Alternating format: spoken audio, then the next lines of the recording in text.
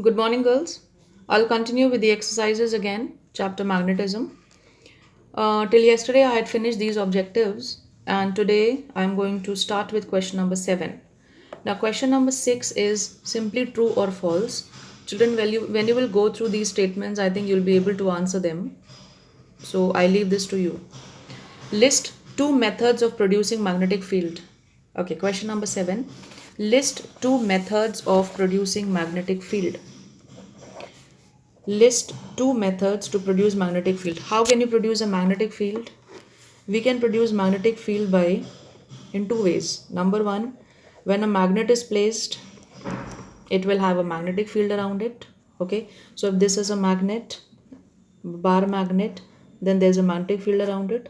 So every magnet will have a magnetic field around it. This is one answer. And also with the help of electric current, we can produce magnetic field. So you will write this answer, you will explain that the two ways in which the magnetic field can be produced is number one, by bar magnet or any magnet. Every magnet has a field around it which is called a magnetic field. Then the electric current, when the current is flowing through a conductor, okay, when the current is flowing through a conductor, um, it starts behaving like a magnet, and then a magnetic field is generated around it. So I think this is an easy answer. So you'll be able to write. Write means you have to explain it. You don't have to just write two words. Explain how you can uh, generate electric or produce electric current. Question 8.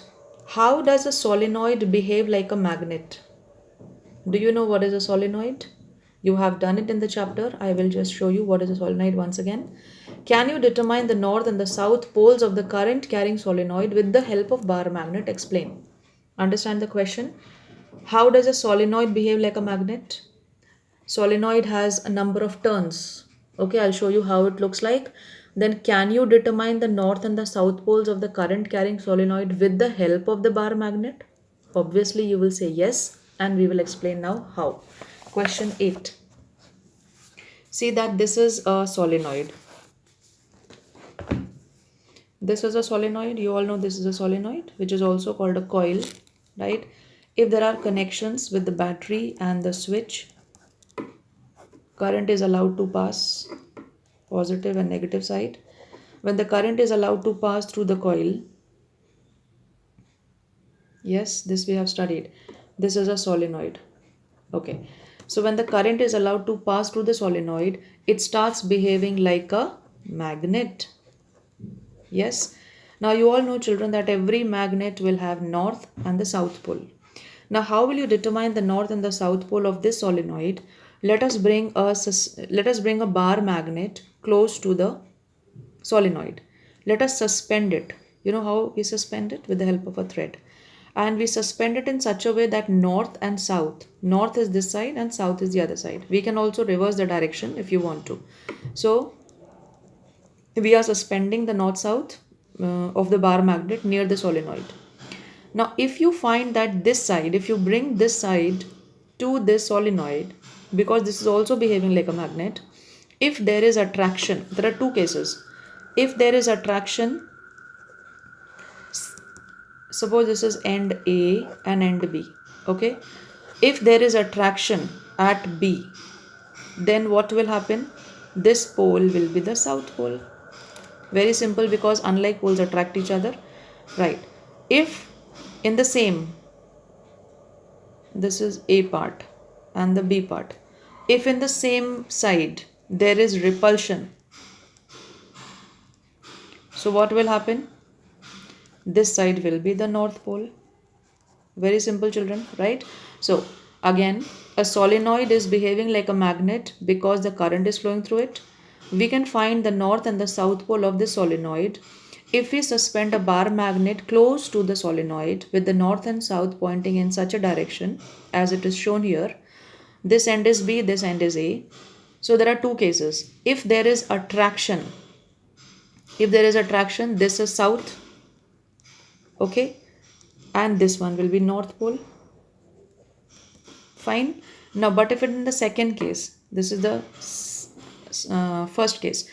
If suppose there is repulsion, so if there is repulsion, then this will be the north end and this one will be the south end. Is it clear to you? So this completes your question number 8. Solenoid behaving like a magnet. We can find the poles of the magnet solenoid with the help of the bar magnet. Okay, so you can explain this whole activity in your own words. Now, coming to question number 9. When is the force experienced by a current carrying conductor placed in a magnetic field largest? Now, do you know which activity I'm talking about? When we had studied this chapter, electric motor, before electric motor, we have done an activity that when a current carrying conductor is placed in a magnetic field, okay, a force is experienced by it. I repeat, when a current carrying conductor is placed in a magnetic field, it experiences a force. Now, the question is, when is the force experienced largest? Okay, I'll show you the activity. When is the force experienced? This one. This is the activity. Now we are placing the current carrying conductor in whichever way we want. Now they are asking you, when will be the force experienced by this current carrying conductor maximum? So the answer will be, the force acting on this conductor will be maximum only when the current which is flowing in this coil or in this conductor is perpendicular to the magnetic field. Okay, so remember this. Once again, I repeat, the force on the conductor will be maximum, current carrying conductor will be maximum when the current flowing in this is perpendicular to the magnetic field. I think somewhere here also it is given in the book. We can check it. Yes. The displacement of the rod is largest or maximum, okay, when the direction of the current is at right angles to the direction of the magnetic field. So you can go through this activity once again and you can check out that when is the force maximum. I explained you that we can write the answer, when the current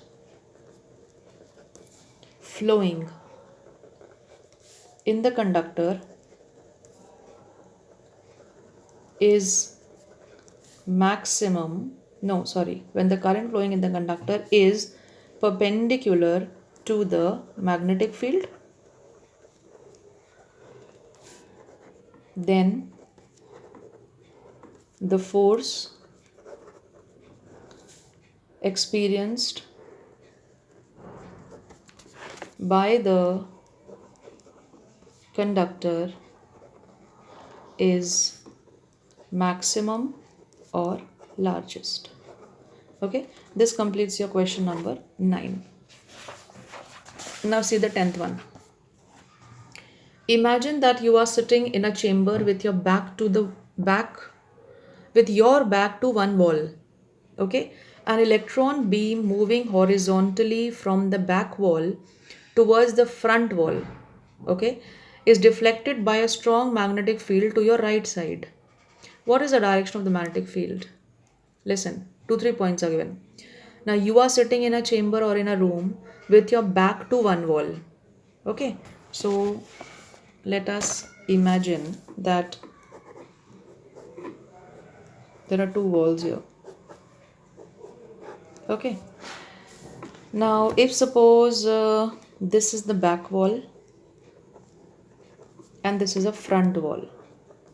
Okay, you can take vice versa also, but when you take this you have to very carefully apply the Fleming's left hand rule. I'll tell you how.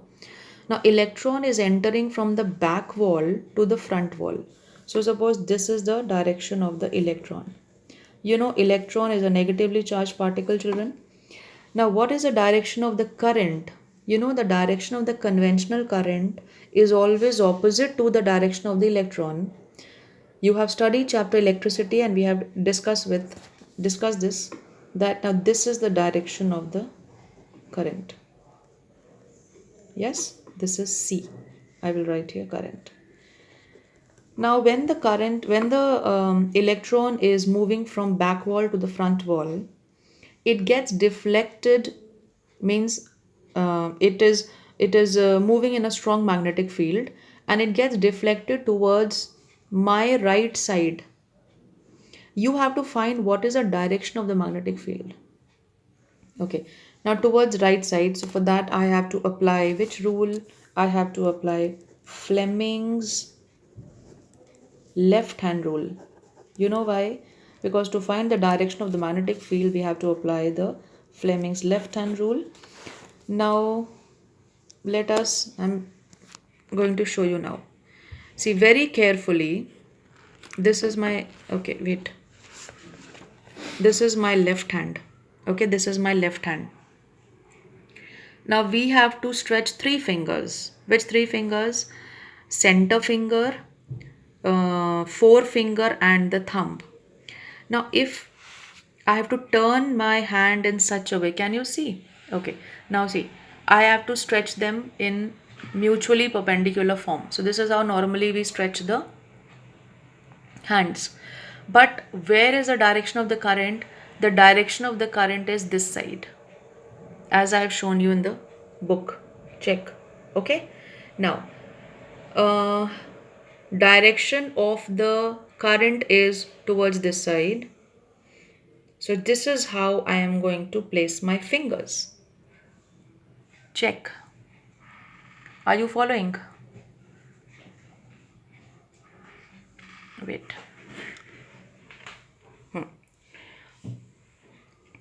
This. Now my thumb is pointing towards me, that is my right. This is my right side. And the first finger, right? My first finger is towards the notebook or towards the table, means downwards. So therefore, by Fleming's left hand rule, we come to know that the direction of the magnetic field is downwards because the current is shown by the center finger. First finger will show the direction of the magnetic field and the thumb will show the direction of the deflection. Okay, so we apply the Fleming's left hand rule, and I hope it is clear to you that the magnetic field will be pointing where? Pointing downwards. So therefore I will write now. When you will solve this question, children, you will try with your own hands.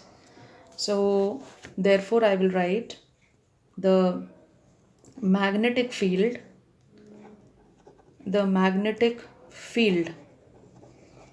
will be pointing downwards. The placement of your fingers should be correct.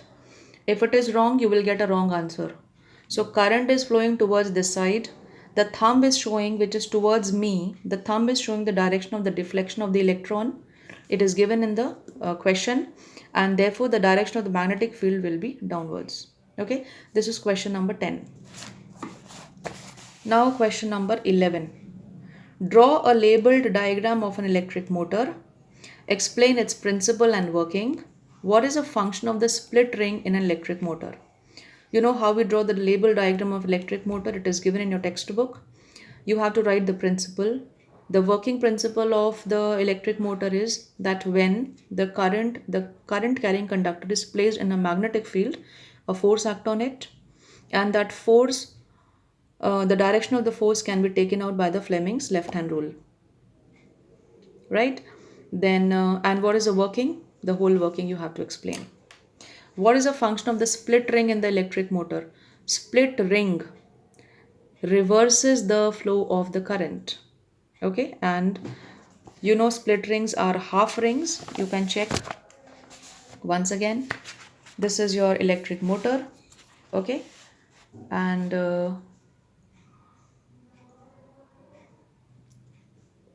this is whole working given in the, I have also discussed with you. Before that, what did we study? This Fleming's left hand rule we have to apply in a current carrying conductor placed in a magnetic field. So you can do this. If you have any doubt, you can ask me regarding any answer. I'll give it to you. Now name some devices in which electric motors are used. Question number 12. Which devices use electric motor? The devices which use electric motor. Number 1, we can write washing machine. Yes, which rotates. Number 2, your fans. Right, fans use electric motor. Number 3, we can write mixer grinders. Yeah, so these are some of the devices which use electric motor. Then we have some more questions, children. 13th, 14th and 15th. Okay, these I am going to discuss in the next video, and 2-3 more questions are there from inside the chapter, within the chapter. 12th, okay, now 16th. What is 16th question? Explain the underlying principle and the working of electric generator by drawing a label diagram. What is the function of the brushes? You know, the principle of the electric generator is electromagnetic induction, right? That function you will, that phenomenon you will write. Then you will also explain the whole diagram with the working. What is the function of the brush? You know, there are brushes attached to the rings. What is the function of those brushes? The brushes passes the current from the coil to the generator. Okay, you can write this in your own words. You don't have to stress on the book language. You can make your own diagram. First check the diagram, means learn the parts of the generator, draw the diagram, and then try to write it in your own words. Then these questions 17th and 18th, this is not, I think this part is cancelled, so I'm not going to discuss this with you. Then 13, 14, 15, these questions I'll take up in my next video, and 2-3 questions are from within the chapter, and that will complete your chapter, children. And please see that you study. If you have any doubts, you can ask me. If you have any previous doubts also, you can ask me. Don't hesitate. Okay, thank you and have a nice day.